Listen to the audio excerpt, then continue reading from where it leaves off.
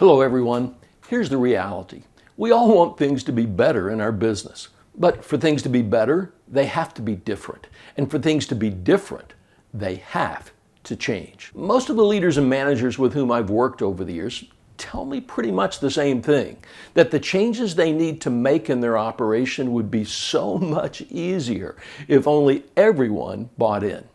In this episode of the Results Rule Show, we'll answer the question, how do you get buy-in for change?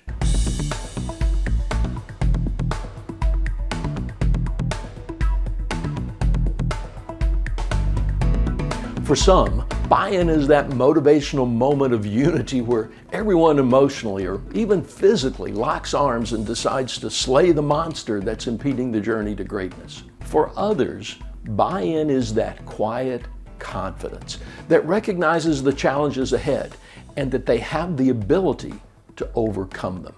Either way, getting buy-in is the holy grail of change leadership and management.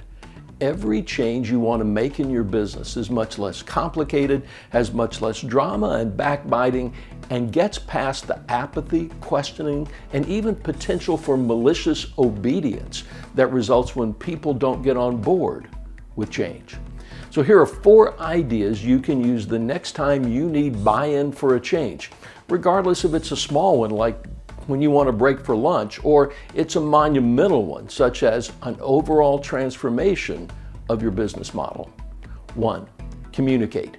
Max Dupree, former CEO of Herman Miller, said that the first job of a leader is to define reality.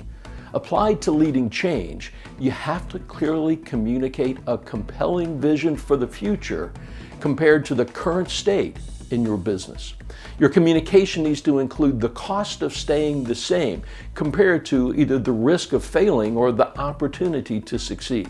You also should provide people with a reasonable picture of what will be different for them and an explanation of how success will be measured. This isn't a one-time activity. The very definition of communication is shared meaning and shared understanding. In the marketing profession, there's something called the Rule of 7 that states that potential buyers, and that's what you're looking for with your change, have to see an ad at least 7 times before it starts to sink in. 2. Involve. The more you can allow people to participate in the change, the better. People support what they help create, and no one ever argues with their own ideas. The ultimate involvement is allowing people to study and recommend the change themselves, but truthfully, that's not always practical. The next best option, though, is to allow people to participate in how the change is implemented. Doing that provides additional control that minimizes people feeling that you're doing something to them. Even that might not be possible if you're making a large-scale change in a big organization, or if the change is required, like a regulatory change. And if that's the case, involvement might be simply giving people a chance to provide their ideas and ask questions. Whatever involvement strategy you use, remember, there's a certain level of discomfort that goes along with even positive change that's in your control.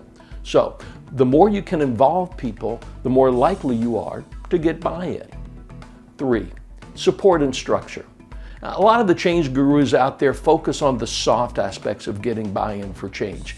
They assume that if you simply tell people what's going on and they understand it, then they'll buy in. That's not me. And it's not because I don't see those as important. That's what the first 2 ideas were about. It's just that I've seen too many changes go bad because motivated people didn't have the resources and tools they needed to succeed. I'm guessing that most of the people who work with you have heard plenty of promises for positive change that haven't been backed up with action. Here's what people need to know to make sure that their buy-in is rewarded with success. Is the training available to operate in the changed environment? Are there tools to support the change, and do those tools work? Are there clear processes in place to give me a step-by-step understanding of what I'm expected to do? And is there a place to go or a point of contact if I have a question? You're putting your energy and effort into making your change a success. Don't mess it up by not providing support and structure. 4, commit to seeing it through.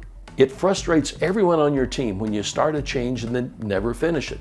And I get it. You set the change in motion and then you're off to the next thing. The problem is your team is still working on this change. They take their cues from the attention you give to the change. If you don't ask about it or check progress, they assume it isn't important. So if you're going to go off on a tangent, they assume that there are new priorities. You're the leader and you focus the energy and effort. It's okay for you to look to the next thing. Just make sure that you don't forget or ignore the change on which your team is working, because when you do that, it hurts their buy-in. Next week, we'll talk about how to influence your people to accept change and overcome resistance when they don't. Make sure that you hit the subscribe button and that little bell below to never miss an episode of the Results Rule Show. And as always, please share this with your friends, give us a like, and comment with your ideas or questions. And remember, the heroes in every marketplace are known by their results. We'll see you next time.